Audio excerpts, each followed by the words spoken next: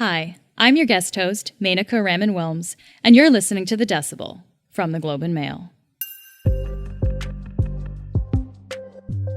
A hand signal widely shared on TikTok recently caught the world's attention after a missing 16-year-old girl was rescued in Kentucky.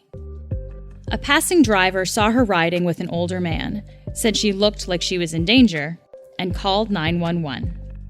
The teen had been trying to flag down passing cars with the hand signal, which was created as a way for people, usually in domestic abuse situations, to silently ask for help. But not all signals are so clear. For us, like just as humans, as neighbors, family members, friends, and coworkers, there are so many kind of more subtle signals that we need to be on the lookout for.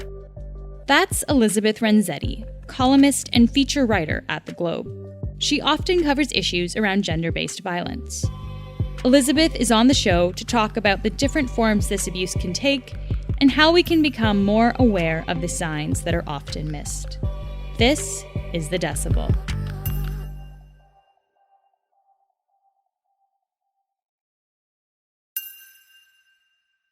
Hi, Elizabeth. Thanks so much for being here. Hi, Menaka. It's great to join you here today. So, to start, can you describe what this hand signal actually looks like? Right. So this distress signal was formulated in the beginning of the pandemic in about April 2020 by the Canadian Women's Foundation. And what it is you put your hand up, palm out, you tuck your thumb into the palm, and then you fold your fingers over the thumb. And anybody who knows or, has sort of recognizes the symbol understands that you are reaching out for help of some kind. And at the Canadian Women's Foundation, they realized early on what happens during disasters, whether they're environmental or economic or any of these things, is that gendered violence increases. And it increases for, a couple of reasons. One, because they're trapped with their abusers.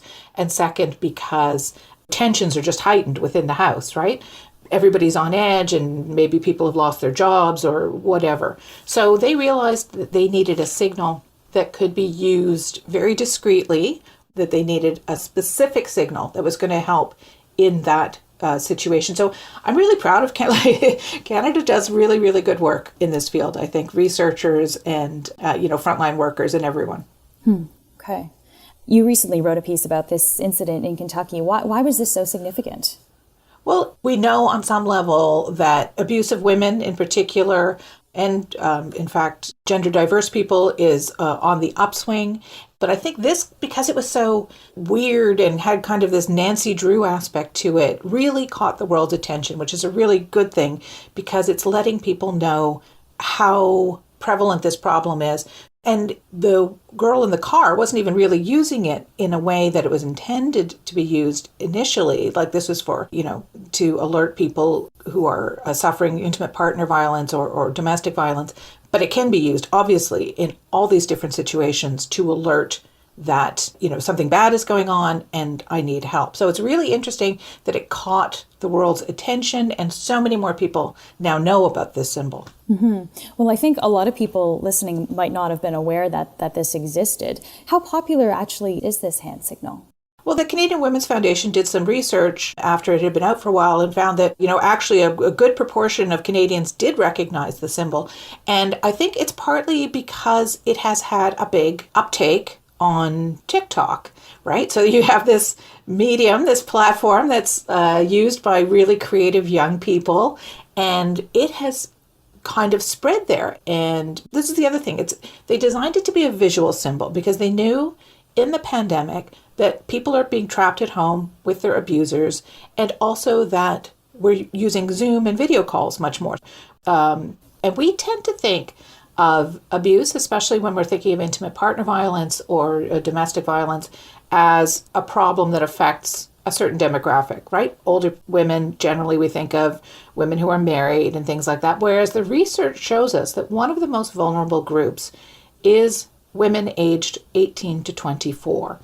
And one study in the United States said that a third of college women had said they were in an abusive relationship. And those are just people who report. This is a hugely, hugely underreported issue. So I think the idea that we're now realizing that young women also are subject and can be subject to a wide range of abuses, and that also domestic abuse is not at all restricted to physical violence. Well, let's talk about that a little bit more then. I guess, what are the other ways that it can take shape? There is a huge spectrum of other very devastating behaviors that include emotional violence, sexual, psychological, financial abuse, controlling behaviors. Digital abuse is a huge kind of worry now, especially for younger women. So that would be when your partner is controlling you through technology, let's say through your phone or through an app or through even devices in your smart home, things like that. So abuse is actually this huge spectrum, and we really only have recognized and I think understand the very most severe top of that abuse.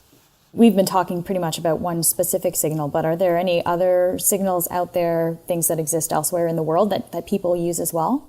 So the more official signals are in France, I think, in Spain as well. You could go into a pharmacy and say a word or a coded phrase to a pharmacist to let the pharmacist know that you needed help. In Britain, they had a black dot you could put on your palm. There's talk in the States of women calling 911 and pretending to order a pizza. There's a lot of debate among researchers about things like that. Like, could it be even more dangerous if the woman gets caught doing them? So those are the kind of official signals. But for us, like just as humans, as neighbors, family members, friends, and coworkers, there are so many kind of more subtle signals that we need to be on the lookout for. And some of those would include, let's say it's your friend. Does your friend seem afraid around their partner? Are they being belittled all the time by their partner? Are they being yelled at all the time? Do they not have access to their money for some reason? Do they not have access to their phone for some reason? Are they constantly having to check in with their partner? Does their partner seem jealous or controlling in any way? Does your friend seem more withdrawn than normal, more nervous than normal? Is she being isolated from her family and friends? These are all signals that we should all be looking at. And then the next step, of course, is what do you do when you are aware of these signals? And so what can you do once we're aware of these signals? So now that these are out there in the world and people are starting to recognize them, what is that next step? Yeah, so it's very interesting. The Canadian Women's Foundation is now going to start a campaign, I think, in the next few weeks around what are the next steps. So the most important thing, I think, is that you reach out in a safe and non-judgmental way to your, let's say it's your friend, to your friend, and let that person know that they are not alone and that there is help if they want help. And also, don't ever say, why are you staying? It's a really completely non-helpful thing to say to somebody who is in that situation. Another really important thing, I think, to do is, and I did this recently, is to take a bystander intervention course. I took one, it was online, it was 1 hour long, and it was offered by Julie Lalonde, who's a wonderful educator based in Ottawa, and through the Hollaback organization, which is an anti-harassment organization. Because I think, like all of us, we freeze, when we're confronted with situations like this, whether it's we see harassment on the street or whether we think maybe our friend is in trouble, but we don't know what to do. So it's completely natural to feel embarrassed, to feel confused, to feel uncertain, frozen, kind of, what do I do? So in this bystander intervention course, I learned about, I think there were 5 Ds, they called them: distract, delegate, document, delay, and direct. So these are all kind of strategies you can use if you see somebody in public, or not, maybe it's even in private, maybe it's at a party or something. If you see somebody in trouble and you don't know what to do, these are really concrete strategies of ways that you can help that person in a safe way, so you're not putting yourself or that person in further danger. Yeah, because I think a lot of us, it can be difficult and uncomfortable to to know if you see something out in the world, if you should do something or how to do something. So I guess having those strategies is kind of a way to prepare yourself. Can I ask, after taking that course, do you feel like you're better prepared now to intervene in a situation where someone may need help?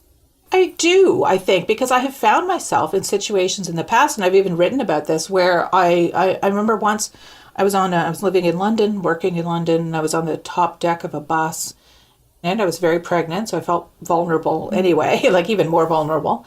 And there was a young woman being verbally harassed by a group of young men sort of at the front of the bus, and nobody was doing anything. And I remember like just being cloaked in like shame and fear and anxiety, not knowing what to do. And I told the bus driver, but I don't even know if he did anything. And I didn't know what to do. I think now I would have a better idea. Like I might go up to her and say, hey, Michelle, it's been so long since I've seen you. How are you doing? And even though her name obviously isn't Michelle, she would know that I was an ally and that I was trying to help her.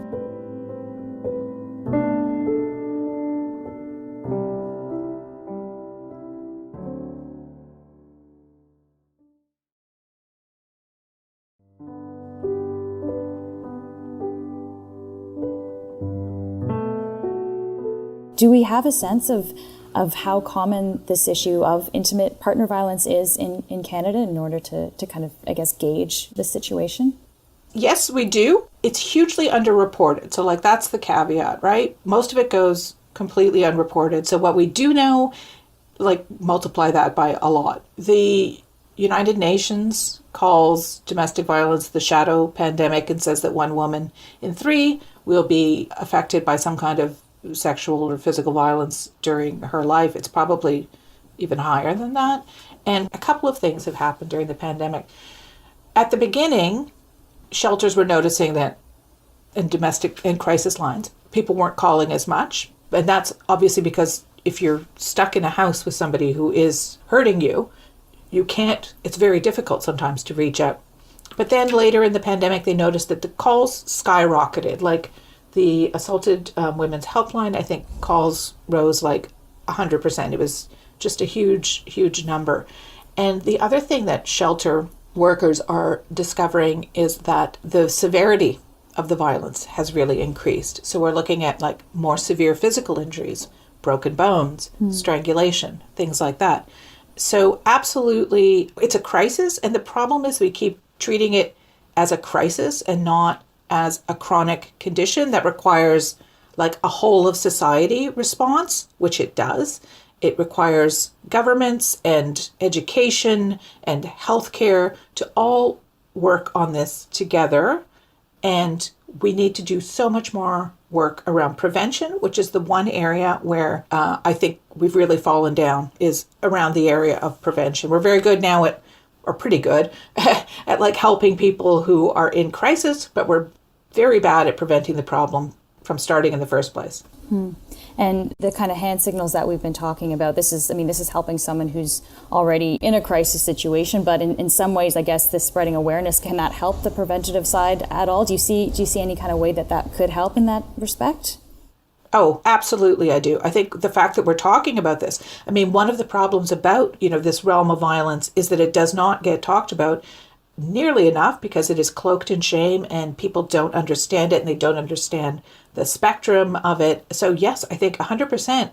This could be an opportunity for you to sit down with your kids, which I have actually done, like and say like, oh, did you see this? Did you read about this? And then to talk to your children about healthy relationships, about, being in touch with their emotions, about non-toxic ways of expressing their emotions, about being respectful and kind to each other, and what a good relationship looks like. So I would say, I think this is a really wonderful kind of hinge or pivot moment to start thinking about how we address the problem further upstream.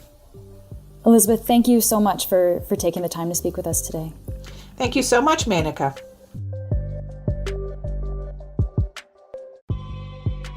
That's it for today. I'm Menaka Raman-Wilms. Our producers are Madeline White and Cheryl Sutherland. David Crosby edits the show. Kasia Mihailovich is our senior producer, and Angela Pacenza is our executive editor. Thanks to Elizabeth Renzetti. You can find more of her work at theglobeandmail.com.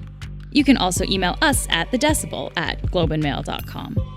If you want to reach me, I'm on Twitter at MainicaRW.